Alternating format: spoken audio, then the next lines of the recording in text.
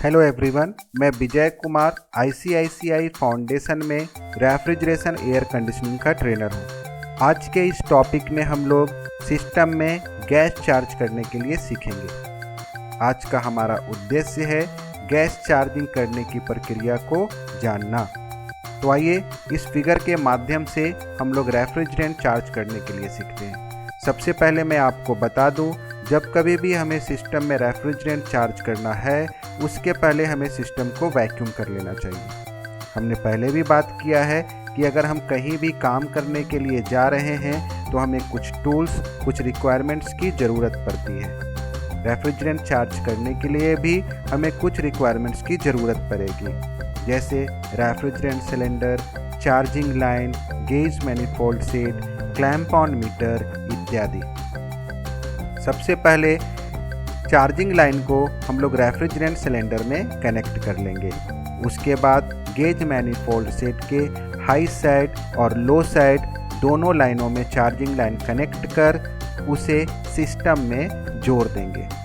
Gauge manifold set के दोनों valve को हम लोग क्लोज पोजीशन में रखेंगे। उसके बाद रेफ्रिजरेंट सिलेंडर में लगे चार्जिंग लाइन को पर्ज करेंगे और पर्ज करते ही हम लोग गेज मैनिफोल्ड सेट के बीच वाले लाइन में कनेक्ट कर देंगे। उसके बाद रेफ्रिजरेंट सिलेंडर को हम लोग बेजी मशीन के ऊपर रखकर रेफ्रिजरेंट सिलेंडर के वजन को नोट कर देंगे।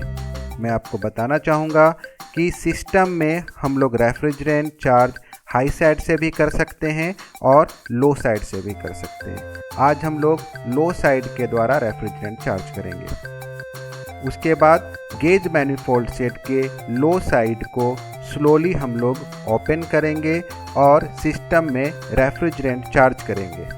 मैं एक बात बता दूं आपको कि हम लोग सिस्टम में एक ही बार में सारा रेफ्रिजरेंट चार्ज नहीं करते हैं।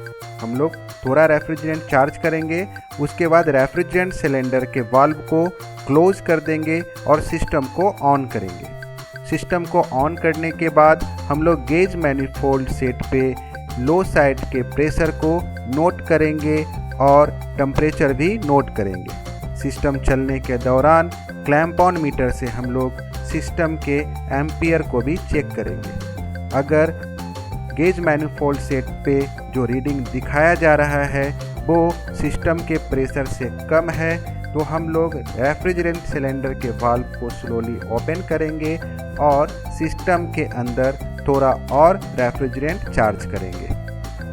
थोड़ा रेफ्रिजरेंट चार्ज करने के बाद फिर से रेफ्रिजरेंट सिलेंडर को हम लोग वाल्व को बंद कर देंगे और सिस्टम को चलने देंगे 2 से 3 घंटे तक। इस दौरान हम लोग प्रेशर भी देखेंगे, टेम्परेचर को भी जांच करेंगे और साथ ही साथ सिस्टम के एम्पियर को भी चेक करेंगे। इस दौरान अगर हमारे सिस्टम में परफेक्ट प्रेशर आ जाता है और सिस्टम में जितना एम्पियर चाहिए वो दिख रहा है तो अब हमें सिस्टम में रेफ्रिजरेंट चार्ज करने की ज़रूरत नहीं है। तब हम रेफ्रिजरेंट सिलेंडर एवं गेज मैनिफोल्ड सेट को सिस्टम से डिस्कनेक्ट कर देंगे। दोस्तों, मैं आपको बताना चाहूँगा कि गैस चार्जिंग करने के समय हमें बहुत सारे पॉइंट्स को याद रखना चाहिए या तो फिर ध्यान रखना चाहिए, जैसे कि रेफ्रिजरेंट चार्ज सही मात्रा में होनी चाहिए। रेफ्रिजरेंट अगर चार्ज कर रहे हैं, लिक्विड चार्ज कर रहे हैं या गैस चार्ज कर रहे हैं तो कैसे चार्ज करेंगे, किस लाइन से चार्ज करेंगे, इसका भी ध्यान रखते हैं। चार्जिंग जो हो वो एकदम से एक्यूरेटली हो, ना ही कम हो ना ही ज़्यादा हो।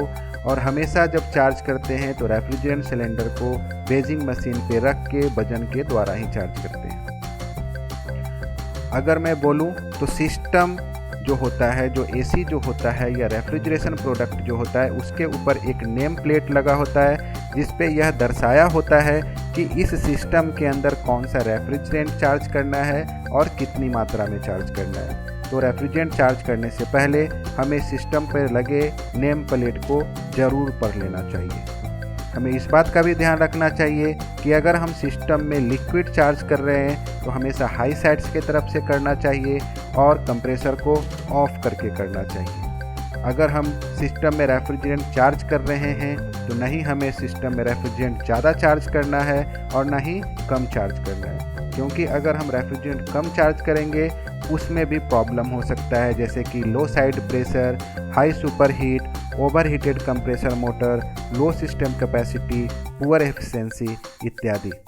अगर हम लोग रेफ्रिजरेंट में ज़्यादा रेफ्रिजरेंट चार्ज कर देते हैं तो भी प्रॉब्लम होता है, जैसे कि high side pressure, high discharge gas temperature, flood back of liquid, low system capacity, poor efficiency etcetera. Charging करते समय हमें इस बात का ध्यान रखना चाहिए कि जब कभी भी हम रेफ्रिजरेंट चार्ज करेंगे सिलेंडर का वजन ले करके चार्ज करेंगे, ताकि हम सिस्टम में एकदम से सही मात्रा में रेफ्रिजरेंट चार्ज कर सकें। तो दोस्तों, आज हम लोगों ने सीखा कि सिस्टम में कैसे रेफ्रिजरेंट चार्ज किया जाता है। आज के लिए इतना ही, धन्यवाद।